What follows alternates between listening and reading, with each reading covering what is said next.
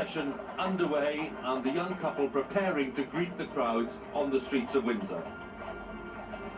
We're just seeing on the top of the round tower over to the right there here the largest of all the very large royal standards. The biggest one in the cupboard has come out today. It really is magnificent. It's almost a hazard to air traffic. It's so big. Such wonderful scenes. These are of course the horses from the Royal Mews who are filling the carriage.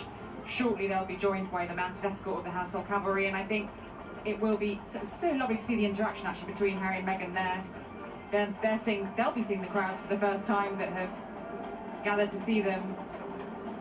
The Windsor Grey horses, specially selected for the procession today, the ones who are going to be on their best behaviour, but also, of course, the ones that look really magnificent. Everything has been prepared in great detail for this procession. It'll last probably the best part of half an hour, but every inch of this procession has been planned. And you're going to see something, you know, not just the colour, not just the style, not just the pageantry, but it's going to be an impressive show for the world to see. It is a symbol, if you like, of military precision, but also the kind of, I suppose, the ceremonial flair that the British bring to these things. They do. I mean, we see occasions like this sometimes when the Queen welcomes world leaders here for state visits. There's a comparable show as the procession will come up to the castle. What we're going to see, though, is really unlike anything. It's going to be the longest, I think, procession through the streets of Windsor we've seen in a very long time. And here you mentioned the extraordinary training and precision that goes into this.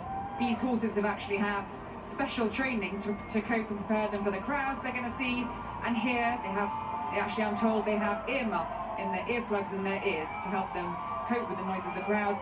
And what will be lovely for this mounted escort to see is to see the groom in his Household Cavalry Blues and Royals uniform. I think that will make them feel especially proud to be escorting them. They are bandstand.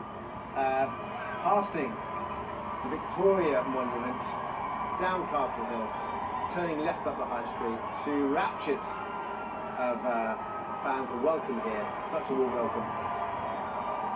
Household Cavalry coming down, and the new Duke and Duchess of Sussex.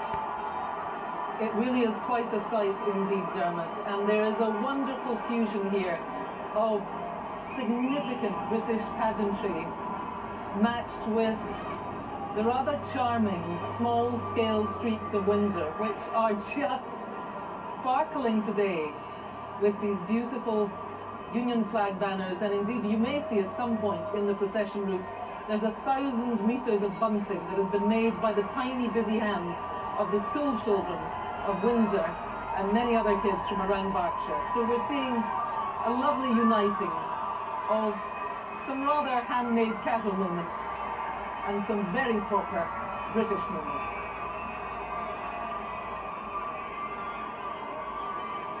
Estimates today that around about 120,000 people would amass in and around Windsor, and I have to say, I think it is going to be, in the final count, many, many more thousands than that.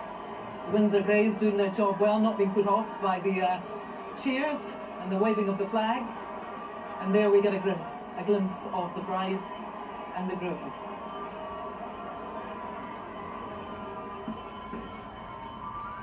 So the carriage procession on its way through the heart of the town of Windsor.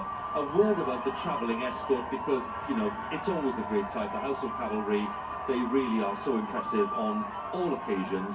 So we have 2 officers and 24 soldiers involved in the travelling escort. Commanding Officer Lieutenant Colonel James Gaisley, commanding the travelling escort for the entire procession. He's been commanding officer of the Household Cavalry Mounted Regiment since December of 2015. He's riding very near the carriage, I think probably on the right-hand side as we look. So that's James Gaisley. And then we have the last couple of horse, Frankie O'Leary. We spoke to Frank yesterday about today's escort duties. He served on several tours of Afghanistan, and he's been on several tours abroad with the Life Guards since 2002. A couple of tours of Afghanistan, I think, and I think he actually served as a radio operator in Prince Harry's troop. So lots of personal links here today. some of which are not so obvious, but it's worth just underlining how much thought has gone into this procession as well. Absolutely. It's wonderful.